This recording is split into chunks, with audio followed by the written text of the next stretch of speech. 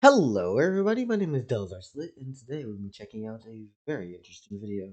Well, you know, Today we end. it's among the few left ones we have, but you know what it is. It's game theory.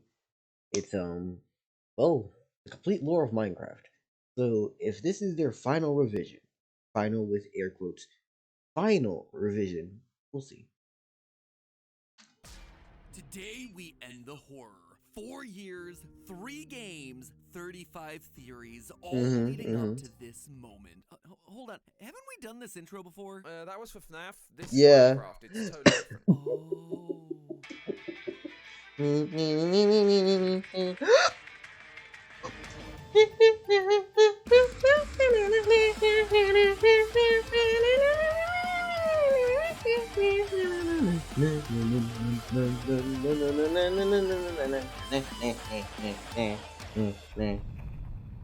Seven Hello, theories Internet. remain. Welcome to Game Theory, the show that's been building Minecraft's Mm-hmm. lore one block at a time. You know, for as much attention as FNAF gets on the channel, it's easy to overlook what we've done for other game franchises. 46 Mario theories, 31 Too many. Pokemon theories, 3 Too Hello many. Neighbor theories. They don't which deserve seem any like a more. whole lot, but let's be honest with ourselves. There's not a probably too lot. many. But of them all, I would There's say not the enough at all. Minecraft series is probably This was the most good. important. 35 episodes in total, and it's a pretty impressive collection. Can you punch a tree to death? What's a creeper? Is the overworld I still a sphere think or a that one's cube? really But I think good. our biggest contribution to this franchise has to be figuring out that there was an actual story hidden inside this seemingly storyless game. For as I still remember the fucking Minecraft book. It was green.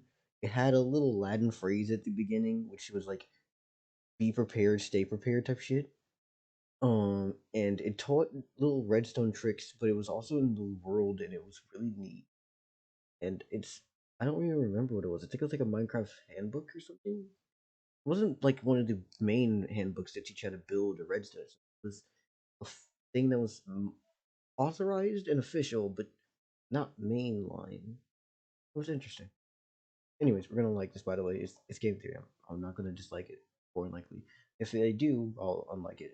I'll tell y'all. But yeah, long as Minecraft had been it's around just a and theory. for as many videos existed about the topic, we were able to crack into something that no one had noticed before. That the placement of the blocks, the treasures hidden inside of chests, the spawn locations, the item drops, all of them told a story. And so, over the next 4 years, we chipped away at that story, bit by bit, mob Yeah, by yeah. mob. The Enderman, the Drowned, the Wither, the Warden. And over the years, a story came into focus. A story of an ancient civilization's rise and their tragic fall. A tale of hubris and excess. A tale that serves as a warning to us, the player, out here in the real world. Except there was just one problem. 35 theories, it's a lot to keep track of. And just like we often see with FNAF, I started seeing a number of comments over in the subreddit begging me to set the record straight. To make one up-to-date definitive resource compiling all of our theories into one coherent location. Oh, so this is I like a put all these collaborative theories of onto all. the crafting table and enchanted them with efficiency 5 to turn those 35 theories into this one easy to digest 25, 30 minute-ish video. Not exactly sure where it's gonna land. Anyway, 23. we best gulp down that potion of swiftness if we Nice. want to get through all of this.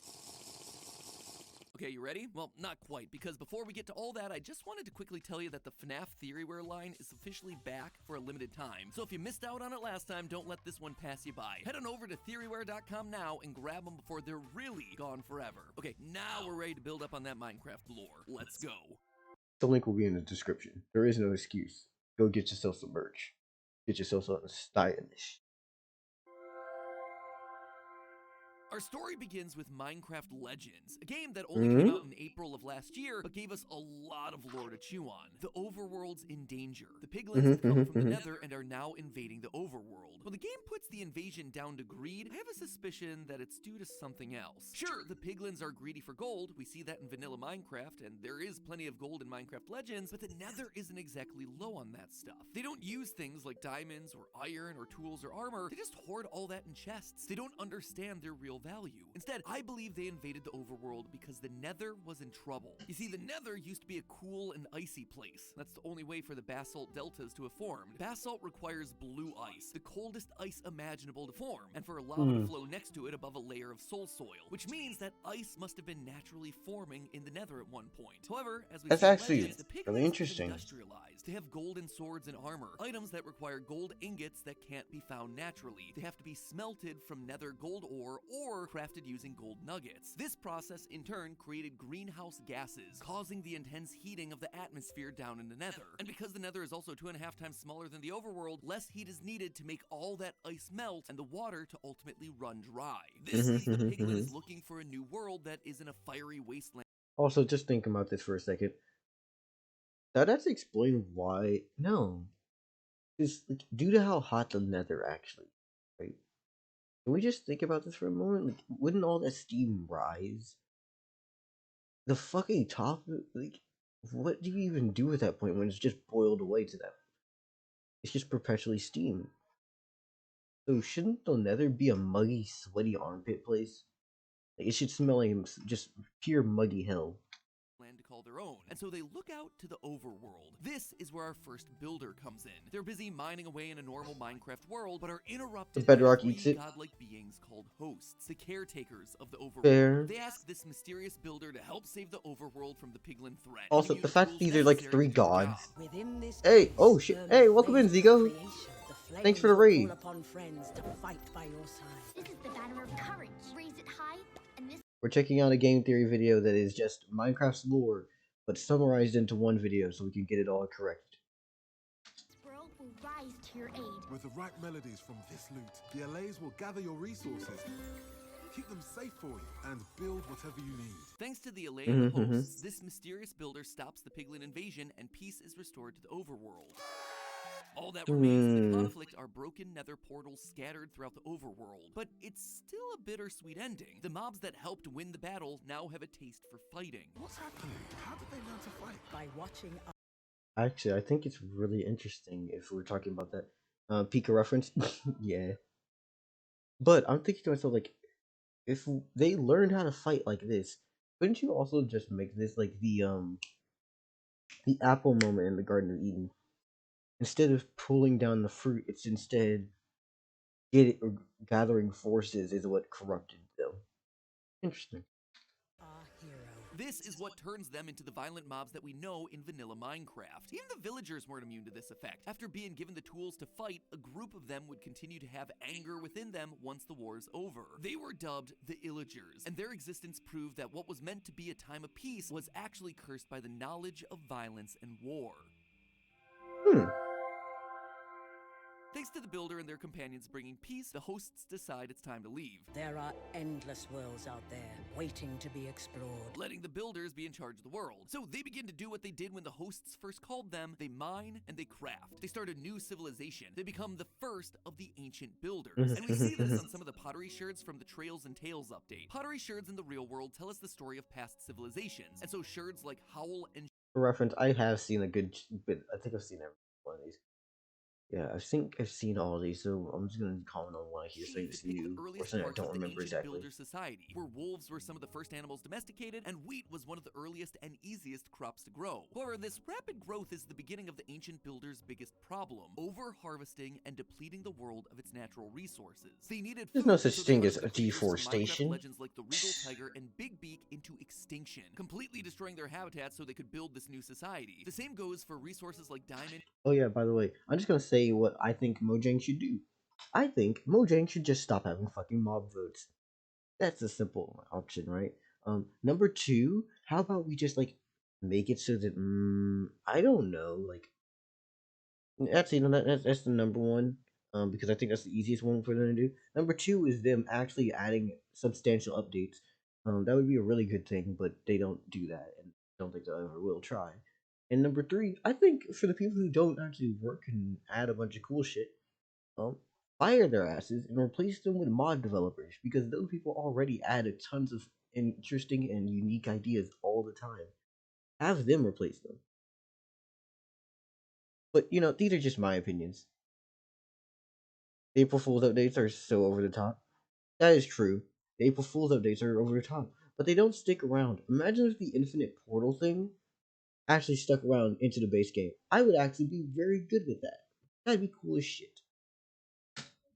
copper, and coal. At first, these were just lying around on the surface of the overworld, but by modern That's day, what they we're say. Like, digging have deep you into new the rock earth and a before piece of finding shit? just one Exactly. block of diamond ore. This led to valuable resources becoming scarce and splitting the ancient builders into tribes based on their location and the natural resources around them. We see this in the sherds, which are scattered across different biomes, all depicting different resources and technologies. They become hoarders of their own specific resource, and thus trade begins between the tribes. Even the villagers, who used to just simply give the builders their resources, they also got in on the trading action and are still doing it to this very day. As time goes on, the ancient builders continue in their worship of the hosts, the godlike beings that brought them there, building structures like the desert and I just realized the hosts are just the Minecraft server hosters. Oh my god, the demonic demon god, Fit MC. Wait, no, is it Fit MC? No, Housemaster. Housemaster. Sorry, I'm mixing up my 2B2T information. Okay, give me a minute. BRB again? See ya, man.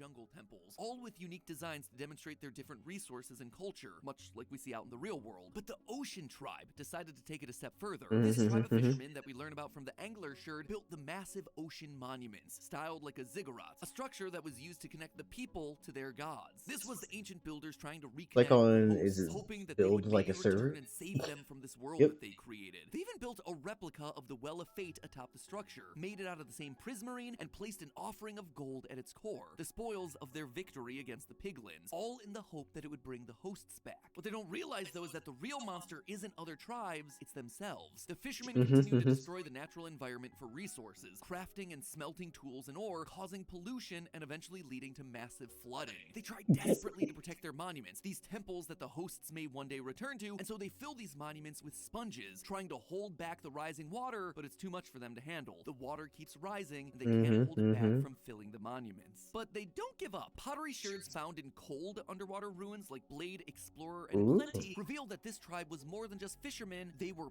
pirates. They would go from village to village trying to gather resources that they had Hey, squandered. I'm Which just led to saying, this is other the good tribes like life, the you know? Desert Tribe fighting back. Mine and prize sherds found in the desert. There's nothing better than the fucking pirate life for me, you know? Just sail upon the new place, hop out the boat, start fucking slaughtering, hop back in the boat, and get to moving.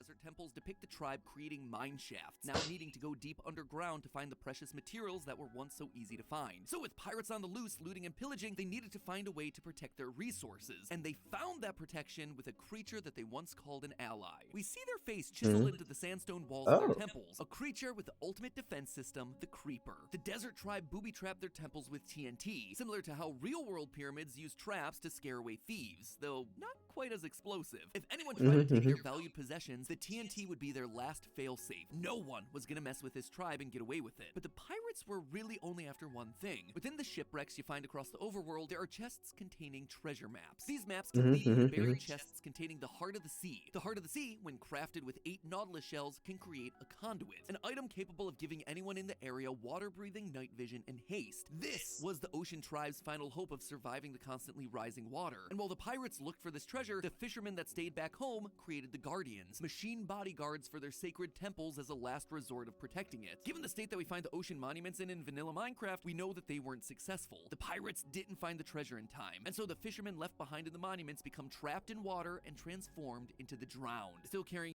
I can understand that, but I also just think that the drowned are, generally speaking, just undead of anything that's in the water. Because otherwise, it wouldn't make sense that just regular zombies going in the water can become drowned.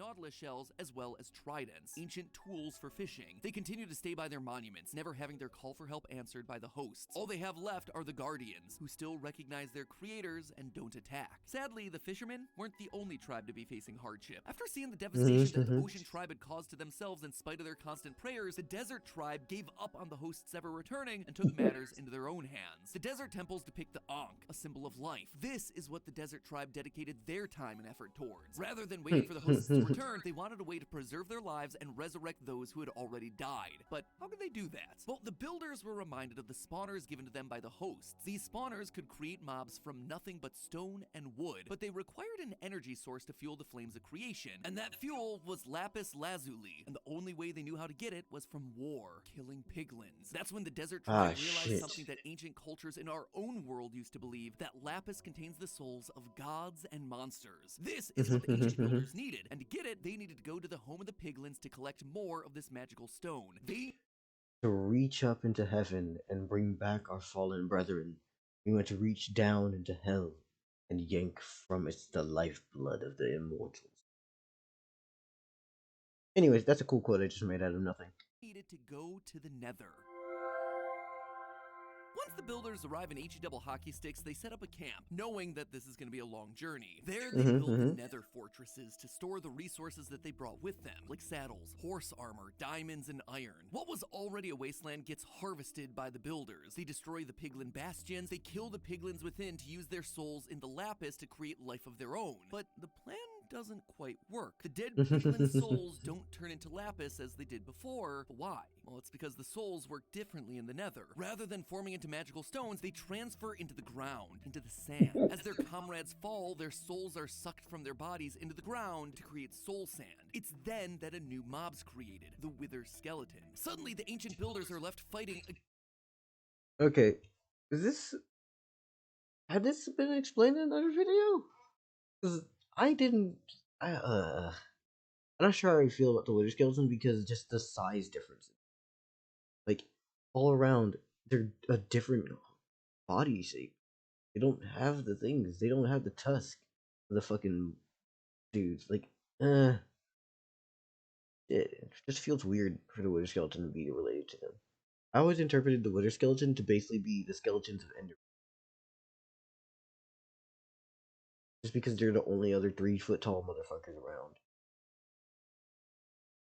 Against the bodies of their own fallen warriors, without souls but still clinging on to their purpose, defending what they had once built themselves. The ancient builders had not only sucked the land dry of its natural resources, but they also accidentally created mobs that made the already deadly landscape even more dangerous. They do eventually return to the overworld, and they come bearing riches, blaze rods, netherwart, ghast tears, all Ender containing skulls magical properties. and So sand. the builders begin to brew potions, depicting the achievement in the brewer sherds. The ancient builders were now able to surpass their physical abilities. They could be faster, they could resist lava, they could even regenerate themselves. The only thing they hadn't conquered yet was death itself. And so, equipped with soul sand and a bunch of wither skulls, they press on with their experiments. They combine the life-giving soul sand with the wither skeleton heads of their fallen comrades, carving its face into the red sandstone walls and depicting their worship to it on sherds. They could take care of themselves, and now armed with the knowledge to create life itself, they thought that they had finally done what the gods could not all those years ago, protect the overworld. As they placed the final head, there was a flash of light and roar. The Wither was born. But despite their success, their hubris would ultimately be their downfall. The Wither was uncontrollable. It destroyed the cities that they'd created, leaving nothing in its wake. Not even the other tribes were safe. The destruction was like, life created from death shall only bring upon more death. Another fucking quote. Nothing ancient builders had ever seen before. And so they did the only thing that they could do. They ran. They ran deep underground, where the Wither's blasts would meet more resistance from the stone and deep slate. But their persistence never wavered. They would have to find a way to fix this. They would be able to return to the overworld. They had to make this right, no matter the cost. Once again, the ancient builders were forced to start over, rebuilding a civilization that we now know as the Ancient City, a wide underground space that contains... I'll be honest with y'all, I hope for everything that Mojang isn't just waiting for MatPat to write their lore for them and they just keep crafting it off of his shit. Like that's honestly one of the things I'd be like, I hope that these different like game studios and places aren't just waiting for someone to make the lore for them. If they are gonna go down that route. fragments of the builders' past adventures. Items like soul lanterns and soul torches are used to light the city, powered by the souls from their time in the Nether. Enchanted items and potions of regeneration from their successful experiments at brewing can be found in the chests. Despite the circumstances, the builders found happiness. They would dance in the streets with music from Disc 5 playing in the background. At least they would, until fate once again came banging on their door. A builder would go off mining some materials one day when they would hear something familiar, something that sends a bolt of fear through their bodies. The Wither had found them. He ran home to warn the others. The city sounds the sirens and soldiers begin to march. The ancient builders are preparing for war once again. The explosions grow louder and louder. The Welcome Wither back. is slowly blasting its way through their intricate cave system. Fortunately, they'd planned an escape route. In the center of the ancient city is a large circular structure. The smaller versions of these found within the game files call these small portal statues. And if these are in fact small portals, then the large one in the city center must be a real portal, a big one. Underneath the portal, redstone circuits are found. These were experiments using different kinds of power output to try and ignite the portal, but up to this point, nothing had worked. So instead, they decided to turn to the most powerful source of energy they knew of, souls. Directly underneath the portal are blocks of soul sand that are lit. As the Wither gets closer and closer, breaking through the final wall into the city, the portal finally ignites. But imagine that they actually did add a dimensional portal where you just open it up and you realize you're fucked. Like, if there was a secret, true end boss, I like to imagine that it's some ungodly abomination. Something much like the Warden, in which once it comes out, its very steps just spread more and more of the what are the fuck the things called? Okay, you know what it is, the creeping dark shit. Damn.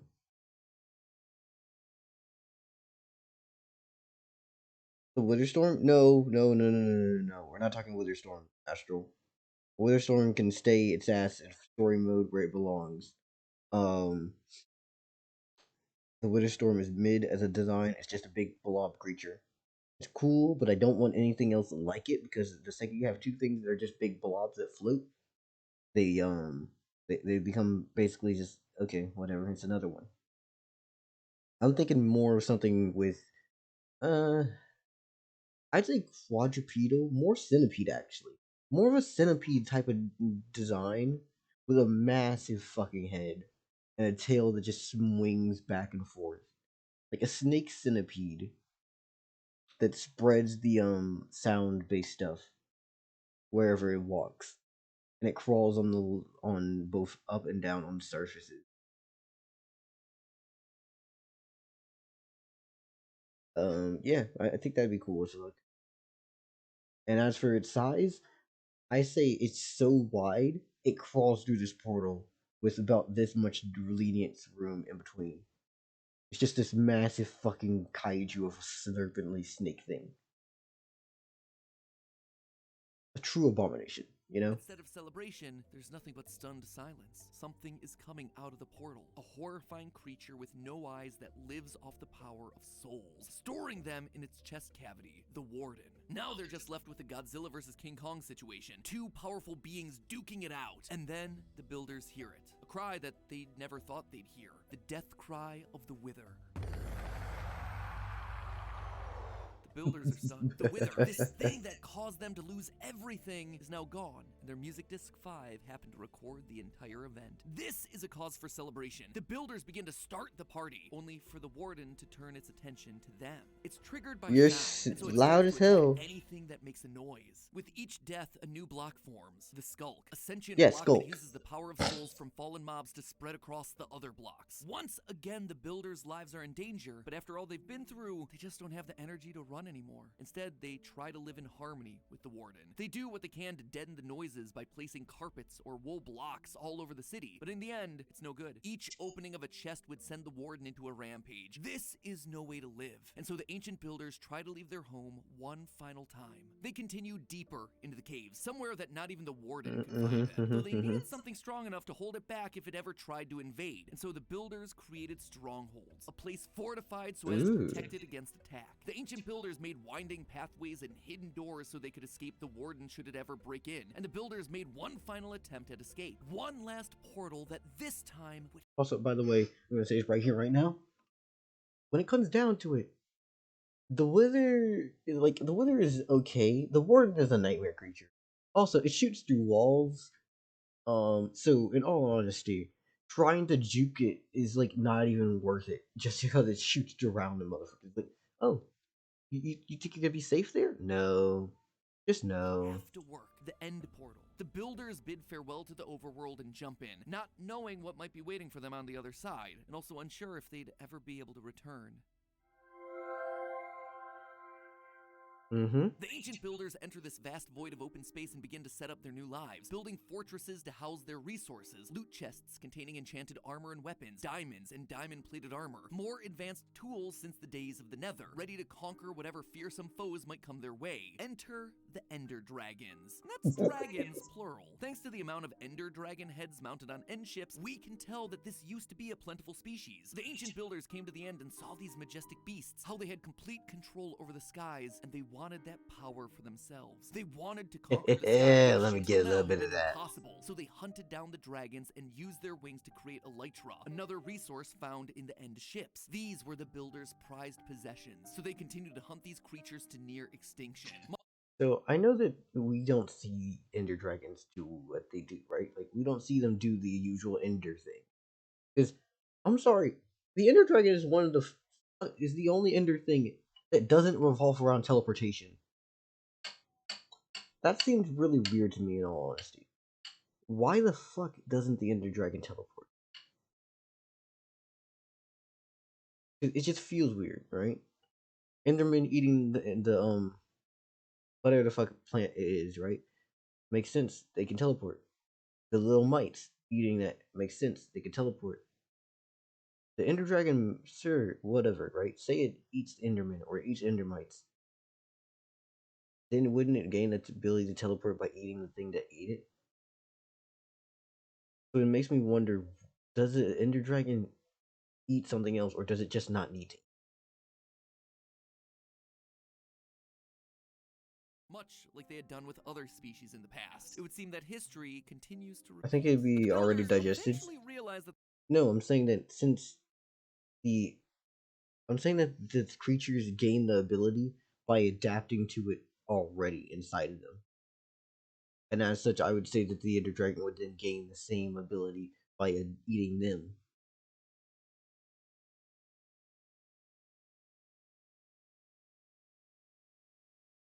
they're making a mistake. They see how they're bringing an entire species to extinction. Because it's not like it's not like Enderman will pull out a fucking fruit.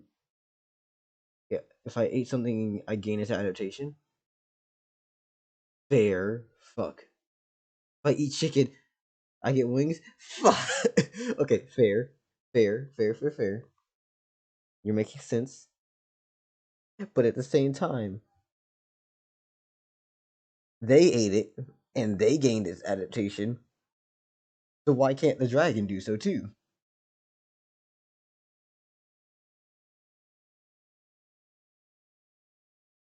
Shit, even shulkers can fucking teleport.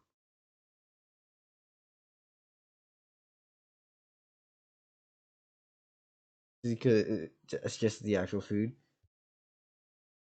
I was gonna say, or the Ender Dragon isn't native. Ender Dragon not being native is one of those things where I'd be like, feels weird. Feels really weird because it then makes me go, where the fuck were they from then?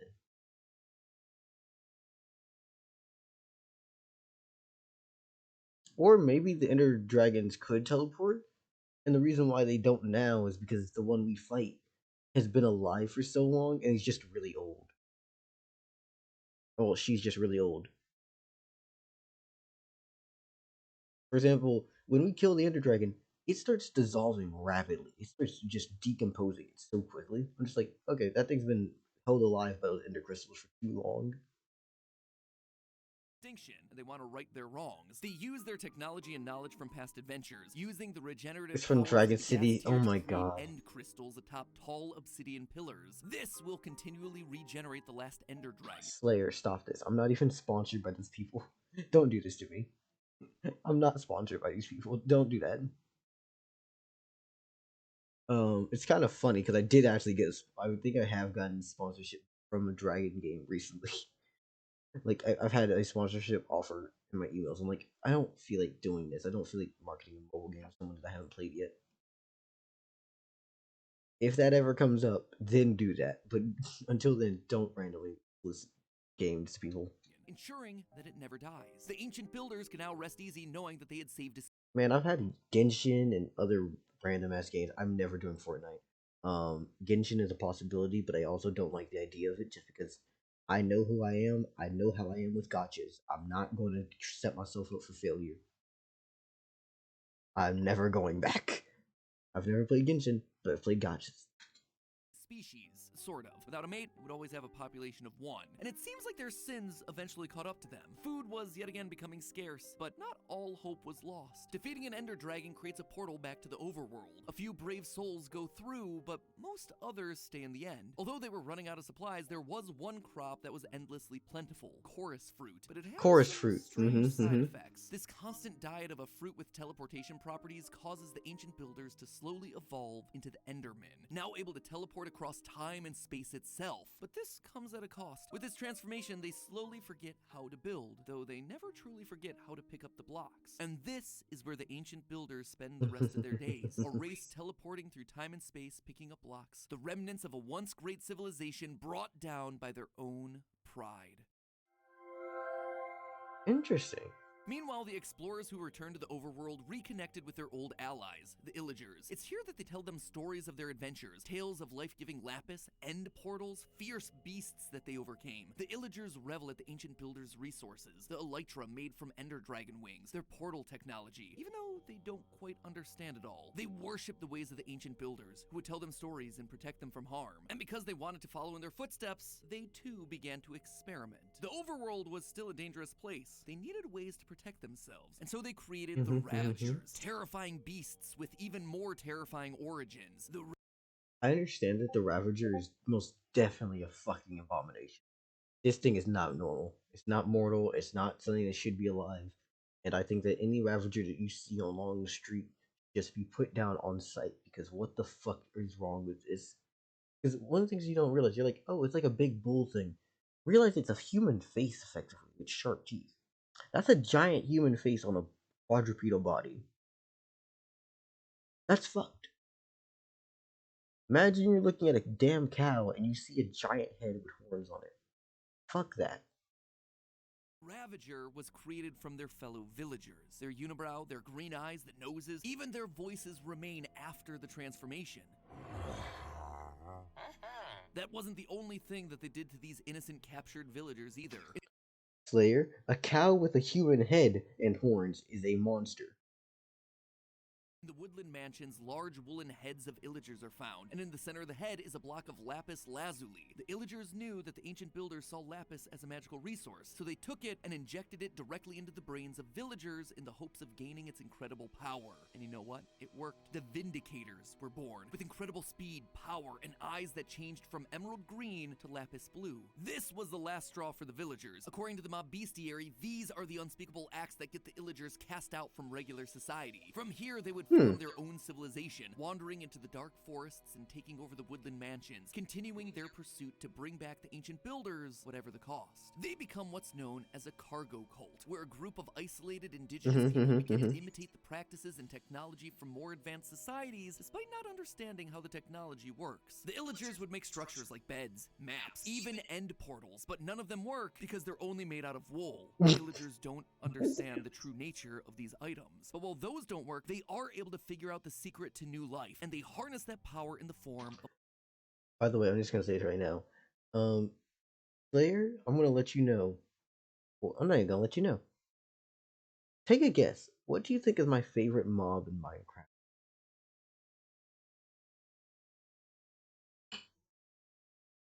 No, it's not a creeper. I'm assuming you said, "Oh man, it's a creeper." totems. Oh, you just said that because, aw, shit. Power to create the Vex, the Phantoms, and they even try to create a new. I'll tell you if you get it right or wrong. Just take a guess. Evoker? No. It's this one. To create the Vex. I really like the Vex. I don't know why, but I really like them. They're just fucked up. Fuck them.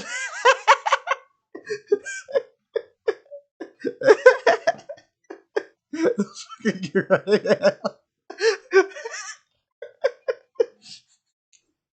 Okay, so you know how there's like those Origins mods? If there's ever a thing where I'm allowed to play a Minecraft mod, like SMP wise, I'm playing the Vex. I'm going to be a Vex.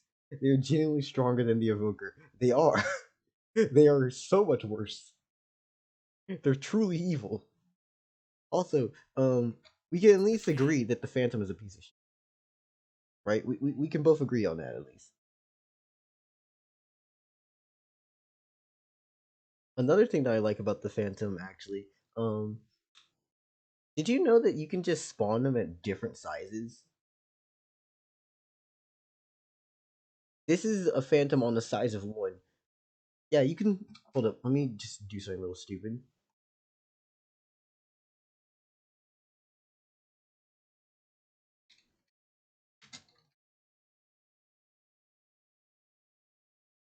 You know,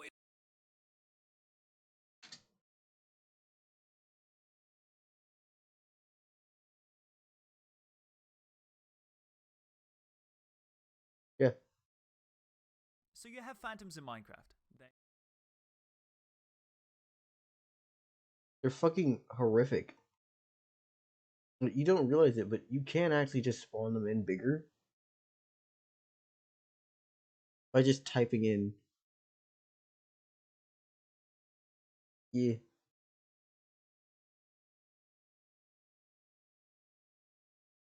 Bro, spawn in the big one.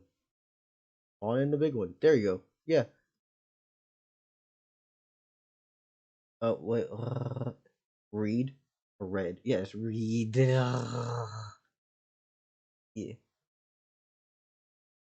You can just spawn in big ones, and it's really fucking weird.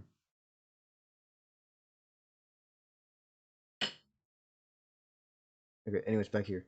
phantoms, and they even try to create a new human, a new race of ancient builder. They try to create Steve. Throughout the woodland mansions, there are stacks on stacks of blue, cyan, and light blue wool. These are the same colors that Steve and his ancient builder ancestors wore. This was going to be their final experiment, using these woolen blocks and their powers over life and death to become gods, to create their own race of ancient builders. Little did they know that the ancient builders did this exact same thing all those years ago. And sadly, history would repeat itself. After the dust settles, what stands in place of the wool isn't a new race of builders, but instead zombies. The overworld now has yet another dangerous mob to worry about.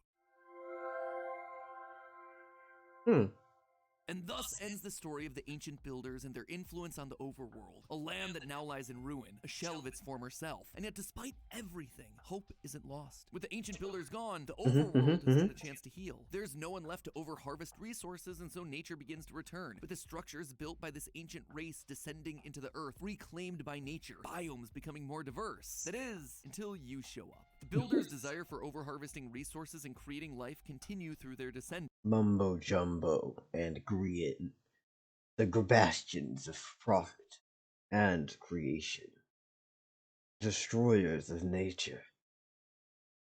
Anyways, sorry, those are just the two that I remember looking for: redstone and building. Also, damn it, how long has it been since I looked at Hermitcraft? I think last time I looked at Hermitcraft was around the same time as fucking Mayanite era.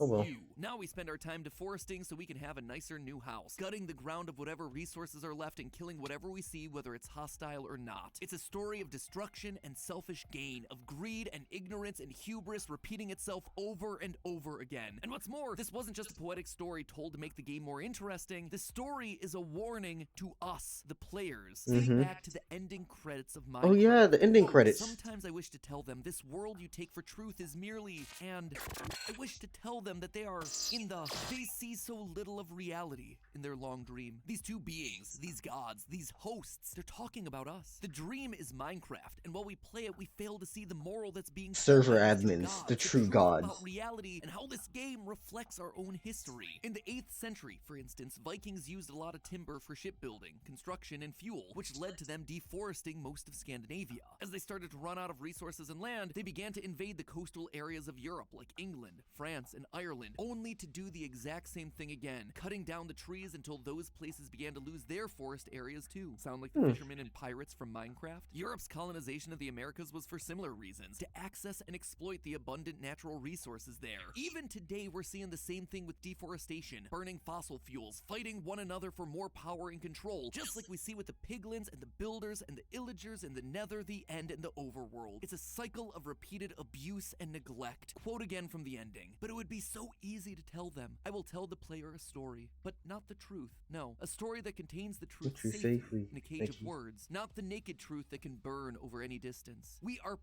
That is a fucking... Sorry, I was thinking, I was like, that's a really hard-ass quote. I will tell a story. Not a story that contains the truth. No, a story that contains the truth safely in a cage of words. Not the naked truth that can burn over any distance. That's a really fucking good quote. I need to watch a video that is just someone having the Minecraft ending speech go off again. Is that still in the game? It's been a bit since I played. Playing the story. And the naked truth that they're talking about is that our world will die if we let it constantly be ravaged of its natural resources. So maybe the next time you log on to Minecraft, you'll see it a little differently. Maybe instead of a flat, blocky world, you'll see... Due to how much bullshit Mojang does, I wouldn't be surprised if they removed it and went, well, it's too cryptic for our message as a family-friendly band.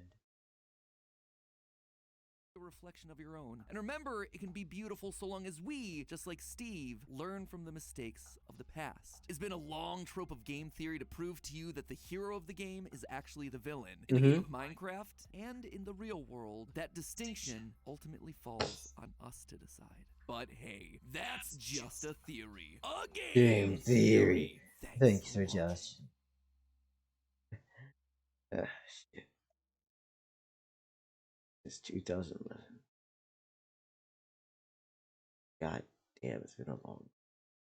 Everybody, go down to the description, support the original people. The links will be down there. Get your ass some Theoryware. It should also be in the link in the description. Go support them, please, because I swear they do good shit, and they really, really, really do. But besides that, yeah, no, I think that's it. Just have a good time. Enjoy. I also have my own stuff that I'm gonna say because I'm promoting myself. I'm a YouTuber. I have to do this now. Like the video if you enjoyed it. Comment because you have something to say. Subscribe because you think that I am somebody you would like to support. And also subscribe because you think I'm worthy of your subscription. God damn it, Slayer. And then there's also, yeah, the link at the very bottom of the description. That's my link. Thank you very much. Support it. Help me out. And I've kind of forgot to do this for the other days in this, well, other videos in this recording session, aka one other video. But there is a topic of this recording session. Let me read it real quickly just to make sure that I have it. Actually, what was the topic again? Yeah, what's the best mode of transportation in fiction?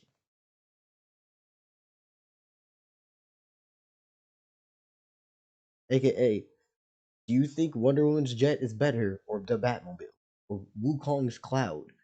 Like, what is the best form of transportation in fiction? And if you just answer with teleportation, you're answering the question wrong because it's about the journey, not the destination. It's about how cool and how fun the actual thing is. But it's up to you. If you just want to teleport, teleport. Wonder Woman, I think, I'm not sure if she could fly. I'm not even going to try to put my foot out there. But please, everybody, support, run up the numbers, but just go check out Game Theory.